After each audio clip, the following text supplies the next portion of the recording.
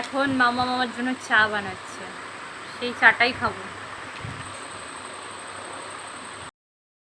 এই যে মামা মামার জন্য ম্যাগি বানিয়েছে, এটা হচ্ছে আমার সন্ধ্যের খাবার।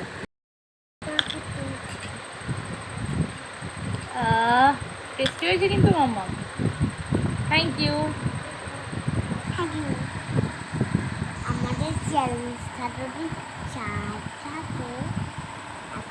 আমাদের ভিডিওগুলো যদি তোমাদের ভালো লাগে,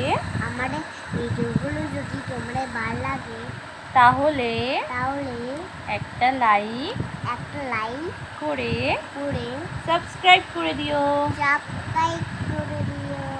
থ্যাংক ইউ সবাইকে। Thank you. হাই এভরিওয়ান, আজকে আমার অনেক দিন পর খেতে ইচ্ছা করছিল দই কাতলা, তো তার জন্য আমি নিয়ে নিয়েছি কাতলা মাছ। সেটাকে ভালো করে নুন হলুদ মাখিয়ে নিয়েছি, কড়াইতে তেল গরম বসিয়ে দিয়েছি। এবারে মাছগুলোকে আমি ভালো করে ফ্রাই করে নেব, এপিট ওপিট করে ভালো করে লাল করে মাছগুলোকে ভেজে নেব।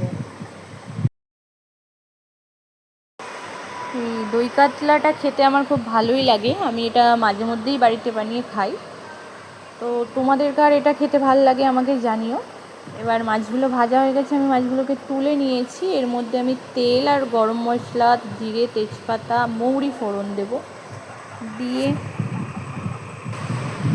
এর মধ্যে আমি দিয়ে দেবো পেঁয়াজ বাটা, আদা রসুন পেস্ট, জিরে গুঁড়ো, ধনে গুঁড়ো, লঙ্কার গুঁড়ো, হলুদ গুঁড়ো দিয়ে আমি এটাকে ভালো করে মশলাটাকে কষিয়ে নেব।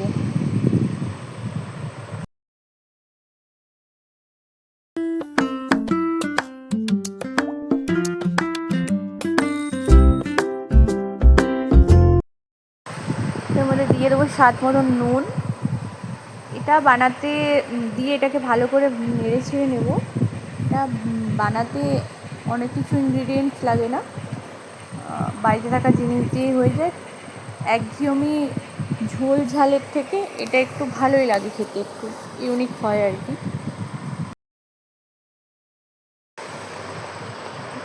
একটু অল্প অল্প জল দিয়ে এটাকে আস্তে আস্তে করে মশলাটাকে কষিয়ে নেব।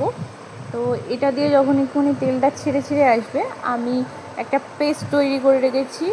সেটার মধ্যে কাজু বাদাম, পোস্ত, আমন্ড বাদাম আর টক দই দিয়ে এই যে পেস্টটা তৈরি করে রেখেছিলাম, এবারে পেস্টটা দিয়ে দেবো। দিয়ে একটু ভালো করে নেড়ে ছেড়ে নিয়ে একটু থিকনেস ভাব হবে, একটু ভালো করে নাড়াচাড়া হয়ে গেলে মাছটাকে দিয়ে দেবো।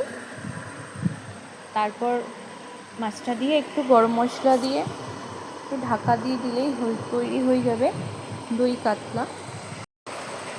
ভিডিওটা ভালো লাগলে অবশ্যই একটা শেয়ার আর একটা কমেন্ট করে দিও। থ্যাংক ইউ সবাইকে।